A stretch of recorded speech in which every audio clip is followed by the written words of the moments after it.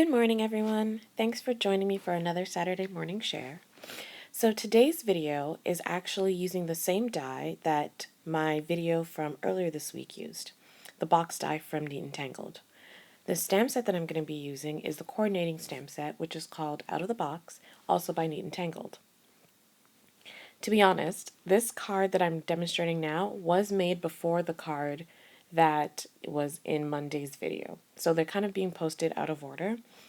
And this card has some of the pitfalls that I learned from and improved in my other card video. So you'll notice that I'm not using the right adhesives to hold my box together. And I kind of struggled with that throughout this video and after the card was assembled. So I had to go back and reinforce it. So in terms of adhesives, definitely watch the Monday video where I use score tape to hold this all together, and it works so much better than using a regular glue runner, which is what I did in this particular video. But I did want to upload this video because I am using the coordinating stamp set, which is really cute and has some great sentiments to it. So, and I'm just right now going through the same motions. I die cut the box out of white Recollections cardstock, and I am going ahead and using my bone folder to score all of the score lines, and then I'll prepare myself to assemble it. For this card in particular, I did a little bit more paper piecing on the die cut as opposed to the card that I did on Monday, and it gives it a different look entirely, which is nice. It shows that the die has a lot of versatility. So now I'm using some pattern paper from the February 2015 card kit from Simon Says Stamp. So I've taken some patterned paper and I have cut it to about 4 1/4 by, I think it was 3 inches, in order to get about half of the front of the card covered with this pattern paper.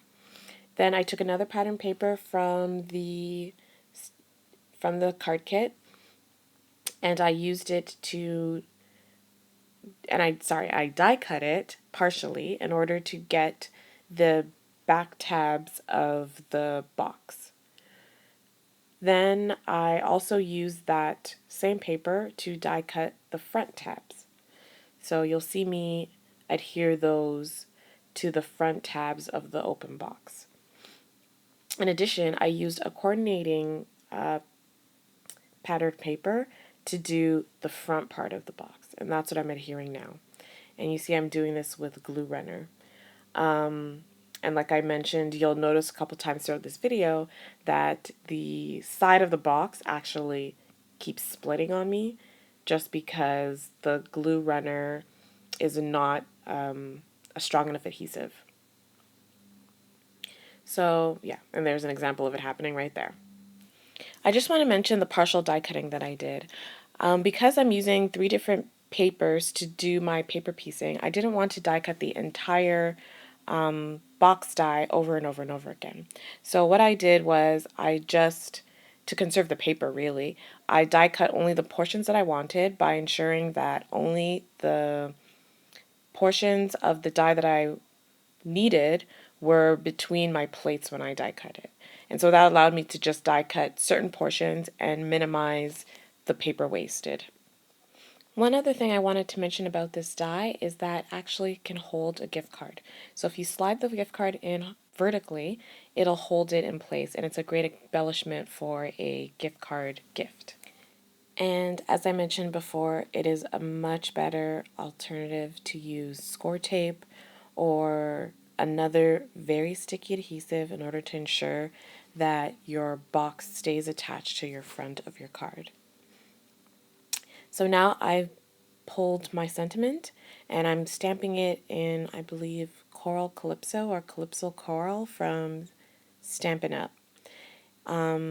This is one of the really cute sentiments inside the out of the box die, and it works perfectly in this case, and can be used for a multitude of different cards, from baby showers to birthday cards, anything where you're really giving somebody a gift.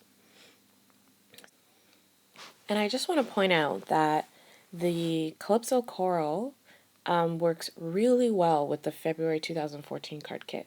And it's awesome when stuff you already have in your supplies actually coordinates with new stuff that you purchase. So I just want to point that out. If you've got the February card kit, really use that Calypso Coral from Stampin' Up! If you've got it as a matching die, because it pairs up so well. In any case, now it's just finalizing the card. And on Monday's video, I used tissue and had that coming out of my box. But in this video, or when I made this card, I had actually used ribbon. And it also was a great finish, a nice look. So it's a great alternative to the tissue.